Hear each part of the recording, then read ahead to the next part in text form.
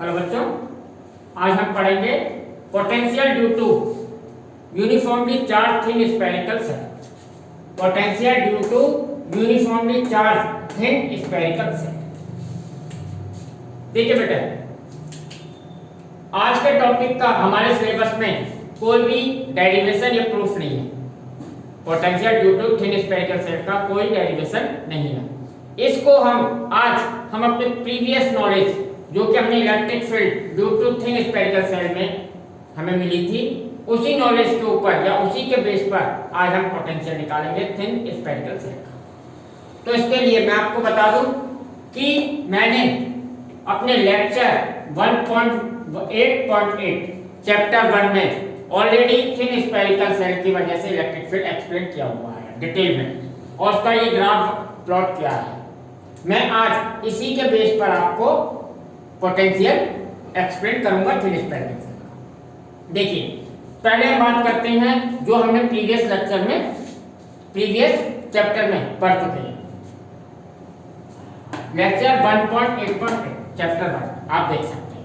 देखिए बेटा, हमने थिन स्फेरिकल सेल की वजह से इलेक्ट्रिक फील्ड में पढ़ा था कि inside the spherical shell electric field is zero. Thin spherical cell के इनसाइड पॉइंट पर यानी अंदर स्फेरिकल सेल के अंदर इलेक्ट्रिक फील्ड जीरो होता है। सेकंड बात हमने पढ़ी थी सरफेस पर इलेक्ट्रिक फील्ड होता है E = 1/4πε0 Q/r²। सरफेस यहाँ R क्या है? रेडियस। थिन स्फेरिकल सेल की रेडियस, यानी surface means distance from centre. अगर इसको सेंटर एज्यूम करें तो सेंटर से r डिस्टेंस पर इलेक्ट्रिक फील्ड 1/4πε0 Q/r²। ये बेटा पोटेंशियल मैक्सिमम होता है। अभी आप देखेंगे इसके बाद पोटेंशियल डिक्रीज होता है। At surface potential electric field is maximum. Thin spherical cell की सरफेस पर इलेक्ट्रिक फील्ड मैक्सिमम होता है। फिर इसके बाद आउटसाइड पॉइंट, यानी इस थिन स्फेरिकल सेल के किसी भी आउटसाइड पॉइंट पर, यहाँ कहीं भी आउटसाइड पॉइंट हमने यहाँ कोई एज्यूम कर लिया है, इस पॉइंट का डिस्टेंस है r, इस पर इलेक्ट्रिक फील्ड होता था 1/4πε0 Q/r²। अगर ये पॉइंट ऐसे इंक्रीज आगे जाए यानी r इंक्रीज होता जाएगा तो इलेक्ट्रिक फील्ड डिक्रीज होता जाएगा। किसके according? E proportional to 1/r² के अकॉर्डिंग, क्योंकि चार्ज चेंज नहीं होगा। ये कांस्टेंट किसके प्रोपोर्शनल है? 1/r²। तो 1/r² के वे में ये डिक्रीज होता है। ये मैंने यहाँ लिख दिया 1/4πε0 Q/r²। जब r रेडियस से ग्रेटर हो, यानी डिस्टेंस रेडियस से ज्यादा हो, इट मींस आउटसाइड पॉइंट, ठीक है, तो डिक्रीज होता है इलेक्ट्रिक।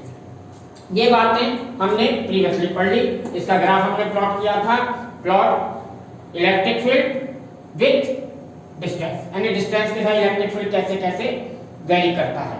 तो उसके लिए हमने पढ़ा था कि इनसाइड जीरो होता है, यानी जीरो से r distance, r means capital R means radius, zero से r तक यानी रेडियस तक इलेक्ट्रिक फील्ड जीरो होता है। इलेक्ट्रिक फील्ड जीरो तो x एक्सिस पर। इसके बाद सडन राइज होता है सरफेस पर E = 1/4πε0 Q/r²। ये होगा ये वाली वैल्यू, इस पॉइंट का पोटेंशियल इलेक्ट्रिक फील्ड, ठीक है। फिर इसके बाद जैसे जैसे डिस्टेंस बढ़ता जाएगा इलेक्ट्रिक फील्ड ये डिक्रीज हो रहा है, और ये रैपिडली डिक्रीज है 1/r²। चलिए बेटा, हैं एक और बात हमने पढ़ी थी कि इन रिजल्टों को देखने के बाद कंक्लूड हुआ था या कंक्लूजन निकला था कि uniformly charge thin spherical cell ऐसा बिहेव करती है जैसे कि उसका सारा चार्ज उसके सेंटर पर कंसंट्रेट हो। यानी thin spherical shell uniformly charge thin spherical shell behave as all the charge concentrate at its center। यानी ये ऐसा बिहेव करती है कि इसका टोटल चार्ज जो Q है वो उसके सरफेस पर ना होकर कहां पर हो? सेंटर पर। ये सारी बात हमने प्रीवियस पढ़ी। अब हम अपने टॉपिक पर देखिएगा बेटा, पोटेंशियल की बात करें तो इसी को बेस लेके सबसे पहले हम पोटेंशियल निकालते हैं किसी आउटसाइड। इस पर सबसे पहले हम पोटेंशियल निकालते हैं, पोटेंशियल एट आउटसाइड पॉइंट। यानी आउटसाइड पॉइंट कौन सा होगा, जब r रेडियस से ग्रेटर हो।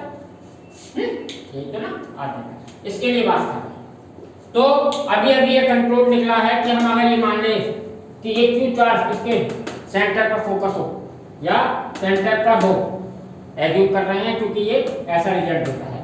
तो पॉइंट चार्ज के डेफिनेशन, पॉइंट चार्ज से पोटेंशियल V और V का फॉर्मूला होता था 1/4πε0 चार्ज Q। हम ये मान लें सेंटर पर है तो सेंटर से जिस पॉइंट पर भी हम निकाल रहे हैं उस तक का डिस्टेंस यानी आउटसाइड पॉइंट है, r स्क्वायर नहीं आएगा, क्या आता है पोटेंशियल में क्या आता है, तो ये आउटसाइड पॉइंट पर पोटेंशियल होगा। इस पॉइंट पर पोटेंशियल अगर हम ये एज्यूम कर लें कि ये Q चार्ज यहाँ पर कहीं पर है तो इस Q से यहाँ तक का डिस्टेंस है r, तो by point charge potential due two point charge के फॉर्मूले से Q/r, तो यहाँ पर पोटेंशियल होगा बेटा V = 1/4πε0 Q/r आउटसाइड। ठीक है बेटा, ये लिख देते हैं आउटसाइड पॉइंट। ठीक है, इसको इसी वे में आपको याद रखना, इसका कोई प्रूफ या डेरिवेशन नहीं है। अब बात आती है सरफेस। थिन स्फेरिकल शेल में 3 पॉइंट हो सकते हैं, या तो अंदर हो सकता है कोई पॉइंट, सरफेस पर पॉइंट हो सकता है या आउटसाइड। इन तीनों पॉइंटों पर इलेक्ट्रिक फील्ड फाइंड किया जाता है, इन पर तीनों पॉइंटों पर पोटेंशियल फाइंड किया जाता है। अब बात आती है potential at surface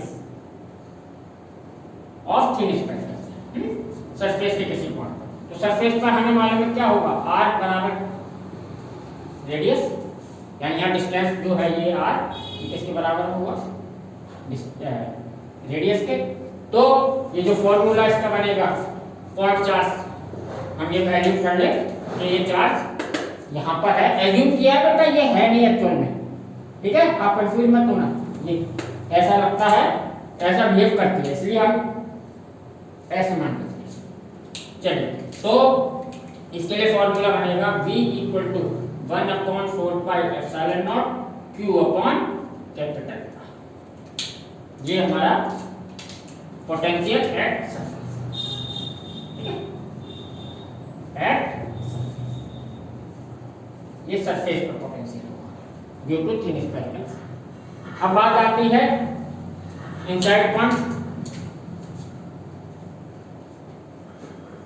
potential at inside point. इसके लिए r जो होगा वो रेडियस से कम होगा, अंदर पॉइंट का मतलब है रेडियस से कम डिस्टेंस। तो अब इसके लिए बात आती है, तो उसके लिए क्या है, देखिए बेटा, अंदर इलेक्ट्रिक फील्ड 0 है, तो बच्चे अक्सर क्या सोच लेते हैं, या आगे भी आप देखेंगे जहां जहां इलेक्ट्रिक फील्ड 0 होता है तब सोचते हैं वहां पोटेंशियल 0, पर इस केस में नहीं। देखिएगा बेटा, इलेक्ट्रिक फील्ड 0 हो तो हम कहते हैं कि इंफिनिटी से लाने में चार्ज को, यूनिट पॉजिटिव चार्ज को कोई वर्क ही नहीं करना पड़ेगा, क्योंकि इलेक्ट्रिक फील्ड 0 तो किसी का अगेंस्ट इलेक्ट्रिक फील्ड है नहीं, तो अगेंस्ट कोई वर्क नहीं करना होगा, और वर्क नहीं करना होगा तो कोई पोटेंशियल नहीं होगा, इसलिए हम पोटेंशियल 0 है।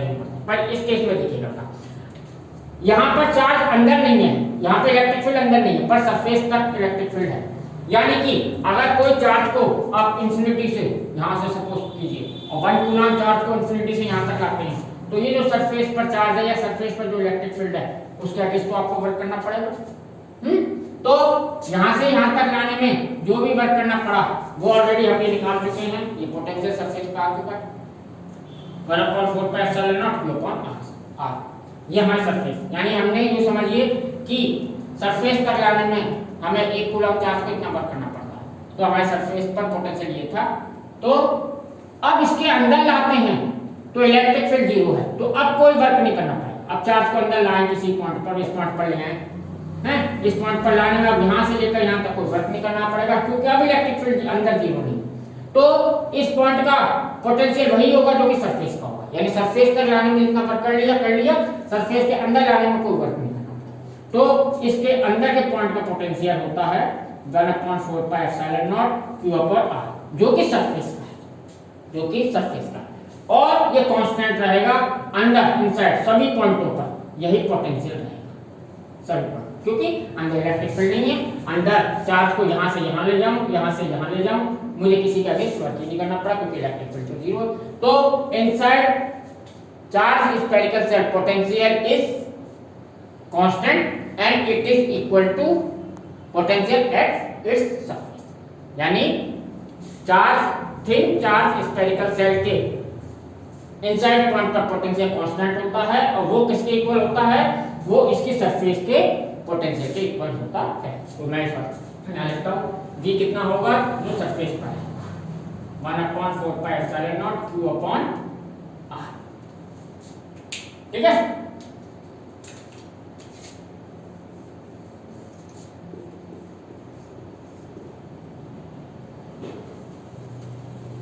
Inside point, inside,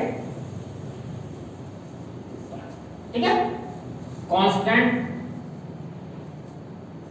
constant inside all points and equal to potential, equal to its surface potential, इस सरफेस,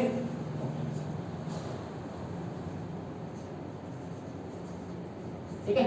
ये बात आपको, तो आप इधर से इधर कंपेयर कर सकते हैं।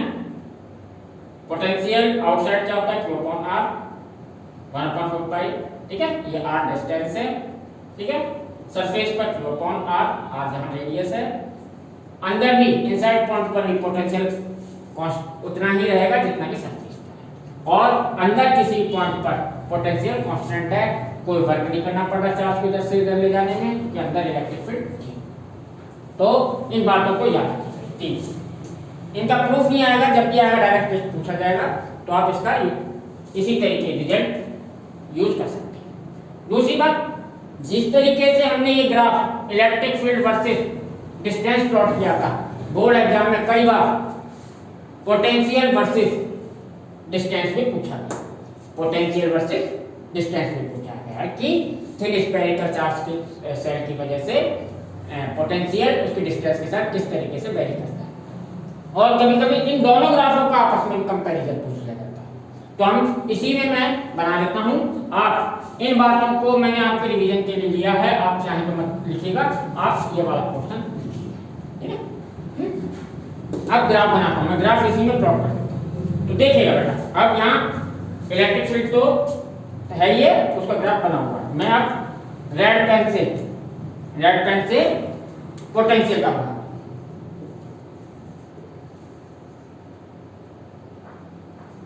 पोटेंशियल v, ये y एक्सिस पर है, ठीक है, डिस्टेंस। तो देखिएगा बेटा, 0 से लेकर r डिस्टेंस तक मैंने कहा पोटेंशियल ये रहता है, 0 से लेकर r डिस्टेंस तक, ये सरफेस तक, रेडियस तक। तो मान लीजिए यहां से लेकर यहां तक पोटेंशियल, ये कोई पॉइंट हमें मिल गया, ये चाहे 0 से r, ये कांस्टेंट रहेगा, कांस्टेंट रहा तो ये x एक्सिस के करीब है, यानी y ये वाला पॉइंट नहीं होगा। ये कितना है, v equal to 1/4 pi epsilon naught q upon, ये इतना ही, ठीक है, यहाँ तक v, ये v इतना है 1/4 पाई एप्सिलॉन, ठीक है, ये पोटेंशियल इतना ही रहेगा। फिर सरफेस पर इतना ही होता है, तो सरफेस तक इतना ही रहा, ठीक है। इलेक्ट्रिक फील्ड सरफेस पर सडन इंक्रीज होता था, पहले 0 होता था, पर पोटेंशियल 0 नहीं है, पोटेंशियल कांस्टेंट है, और सरफेस पर भी इतना ही होता है। तो सरफेस तक ग्राफ ऐसे है। उसके बाद डिक्रीज होता है, किसके अकॉर्डिंग डिक्रीज होता है देखिएगा, इसके बाद लिख देता हूं, डिक्रीजेस अकॉर्डिंग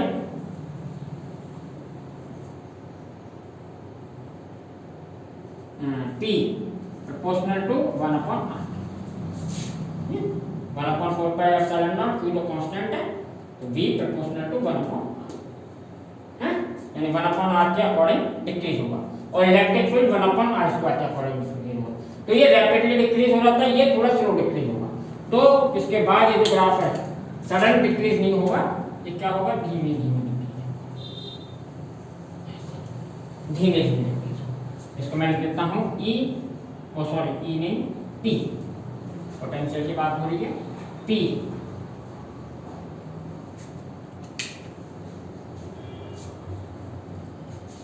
पोटेंशियल की बात हो रही है, तो P डिक्रीजेस 1/r डिक्रीज, ठीक है, अकॉर्डिंग स्लो डिक्रीज होगा, ये रैपिड डिक्रीज होगा, है यहां लिख देता हूं, आपको याद आएगा, स्लो स्लो डिक्रीज, और ये electric field rapid rapid decrease, ठीक है, क्योंकि वो 1/r² रहता है, ठीक। तो अब आपको पता चल गया ये ग्राफ है इलेक्ट्रिक पोटेंशियल का रेड से इलेक्ट्रिक फील्ड का ग्रीन से, एक साथ पूछ लिया जाए तो आप एक साथ बना दीजिएगा। जब से आपको कंपेयर भी हो गया कि इलेक्ट्रिक फील्ड तो इनसाइड 0 होता है, पोटेंशियल 0 नहीं होता, वो कांस्टेंट होता है सरफेस तक, सरफेस के बाद स्लोली डिक्रीज होता है, इलेक्ट्रिक फील्ड सरफेस पर सडन मैक्सिमम होता है, फिर उसके बाद रैपिड डिक्रीज होता है 1/r² के, ठीक है बेटा। तो ये हमारा हो गया potential due to thin spherical, तो आप इसमें इलेक्ट्रिक फील्ड और पोटेंशियल में आपस में रिलेट कर सकते हैं, सेम ऐसा ही आप अपने नोट्स में उतारिएगा, ठीक है। तो आपको हमेशा याद जाएगा, ये ग्राफ हमेशा आपको कंपेयर अक्सर का पूछा गया है, इंपॉर्टेंट ग्राफ, चलिए।